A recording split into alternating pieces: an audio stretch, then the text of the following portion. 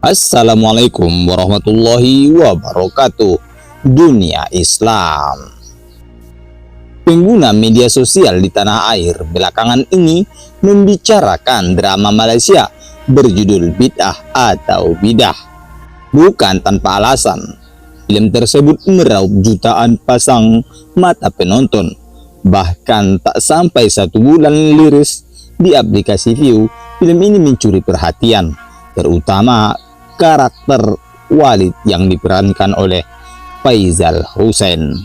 Karakter Walid digambarkan sebagai pemimpin sekte jihad ummah yang mengklaim dirinya sebagai Imam Mahdi dan ajarannya dianggap menyimpang dari nilai-nilai Islam.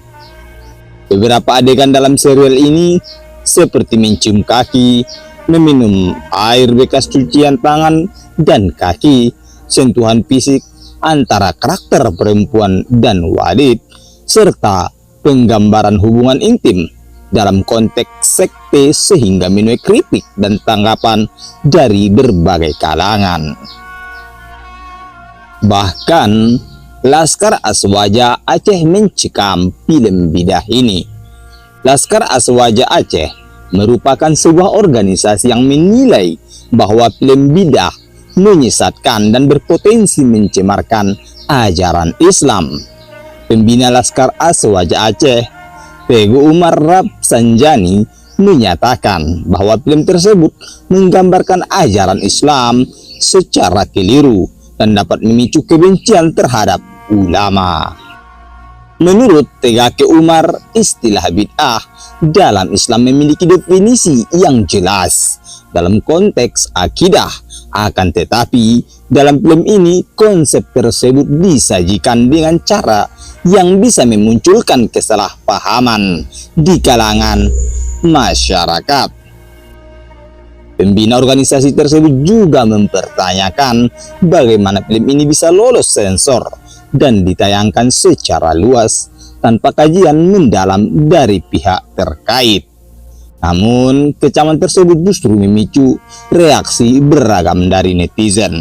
Banyak yang berpendapat bahwa film bid'ah bukanlah bentuk penghinaan terhadap Islam, tetapi sebagai bentuk kritik sosial terhadap penyalahgunaan ajaran agama oleh oknum tertentu.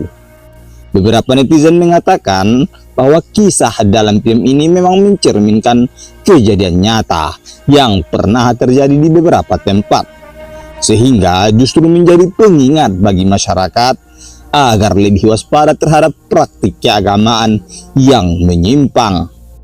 Komentar seperti alih-alih menyesatkan, justru film ini dapat membuka mata orang-orang bahwa di dalam agama ada oknum-oknum tertentu menggunakan agama sebagai keuntungan pribadi bagi dirinya sendiri yang banyak bermunculan di media sosial. Beberapa netizen mempertanyakan mengapa pihak yang mengecam film ini justru terlihat tersinggung, padahal film tersebut mengangkat isu yang memang pernah terjadi. Belum ada pertanyaan resmi dari pihak produksi film maupun Badan Sensor Malaysia terkait kontroversi ini.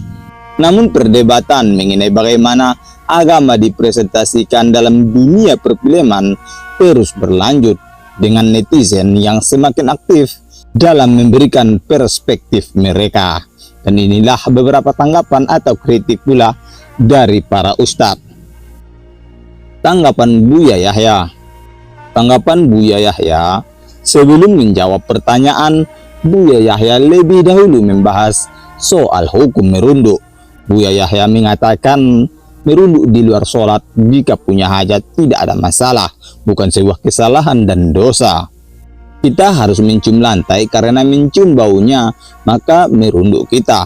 Kita harus mengambil cincin yang jatuh, maka itu harus merunduk. Bahkan kita harus membetulkan sepatu anak, kita merunduk. Jadi tidak semua merunduk serta-merta dihukumi sebagai sujud, bukan? Jelas Buya Yahya. Soal mencium kaki ulama dan orang tua, menurut Buya Yahya, mengenai hukum mencium kaki ulama dan orang tua itu diperbolehkan jika niatnya sebagai mahabbah dan penghormatan kepada manusia. Mencium kaki kepada orang saleh juga pernah terjadi di zaman Rasulullah. Ada dua orang Yahudi yang tiba-tiba mencium kaki Rasulullah. Datang kepada Nabi kemudian bertanya beberapa hal. Lalu kagum kepada Nabi dan mencium kaki baginda Nabi. Ujar Buya Yahya. Artinya mencium kaki adalah diperkenankan seperti halnya mencium tangan. Yang tidak boleh adalah kita senang dengan gaya dicium tangan kita dan dicium kaki kita. Itu yang nggak boleh, kata Buya Yahya. Buya Yahya juga menekankan agar penghormatan yang diberikan kepada orang soleh dan orang tua tidak boleh berlebihan. Muslim harus memaknai bahwa mencium tangan dan kaki mereka sebagai bentuk ketawaduan seorang murid dan anak. Kita harus memaknai mencium kaki itu apa sih? Itu bukan bentuk tawadu kita kepada orang tua dalam zahir kita. Apa arti mencium kaki tapi masih ngomong nyelekit sama orang tua? Kurang ajar, tutur Buya Yahya. Tanggapan Ustadz Abdul Somad. Walid nak Dewi boleh, kata Ustadz Abdul Somad sambil tersenyum yang langsung disambut gelak tawa dari para jamaah. Menurut UAS, serial bid'ah menampilkan bentuk penyimpangan dalam praktik keagamaan yang dilakukan oleh tokoh fiksi dan mengandung pesan soal kejahatan seksual. Dia menambahkan, banyak pihak merasa tersinggung dengan tayangan tersebut karena menampilkan sosok pemuka agama yang memanfaatkan agama demi kepentingan pribadi. Banyak yang tersinggung dengan sinetron ini. Saya di WA orang, Ustadz tersinggung nggak dengan sinetron ini? Ujar Ustadz Abdul Somad. Lulusan Universitas Al-Azhar Mesir itu menjelaskan bahwa dirinya tidak merasa tersinggung. Dia menilai serial tersebut justru menyampaikan pesan bahwa ada kelompok sesat yang perlu diwaspadai. Saya bilang saya tidak tersinggung karena saya tidak pernah bersalaman dengan santriwati sama sekali dan tidak pernah duduk sama santriwati berdekatan, ungkapnya. Ia juga menegaskan bahwa selama ini tidak pernah berkomunikasi langsung dengan jamaah perempuan melalui pesan pribadi. Segala bentuk pertanyaan keagamaan dari perempuan akan diteruskan melalui sang istri. Saya tidak pernah WA dengan jamaah perempuan. Kalau ada yang bertanya melalui Ustazah Fatimah, tegasnya. Tanggapan Habib Ali Zainal Abidin. Dalam ceramah, Habib Ali mengatakan, sekarang ini dengan teknologi, dengan film dan drama, ketika mereka ingin menjatuhkan Islam, yang ditampilkan itu orang yang pakai sorban, pakai tongkat, tasbih, lalu diperlihatkan merampok, memperkosa, membunuh, menyiksa orang, yang seperti itu yang selalu ditonjolkan. Tambahnya, Habib Ali menyebut tindakan tersebut sebagai bentuk pembunuhan karakter terhadap citra ulama. Tujuannya jelas agar masyarakat takut atau bahkan fobia terhadap simbol-simbol keislaman. Tujuannya adalah supaya orang tidak percaya. Jadi yang diserang itu kepribadiannya. Dikatakan gila, dukun, tukang sihir, dan tuduhan-tuduhan lainnya. Menurut Habib Ali, pola semacam ini bukan hal baru. Sejak zaman para nabi pun mereka kerap difitnah agar masyarakat tidak mempercayainya. Habib Ali mencontohkan bagaimana Nabi Nuh dituduh gila oleh kaumnya.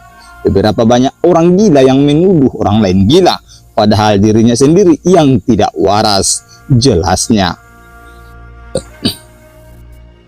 Orang yang tidak sama dengan dirinya dianggap gila, padahal yang gila sebenarnya adalah dia.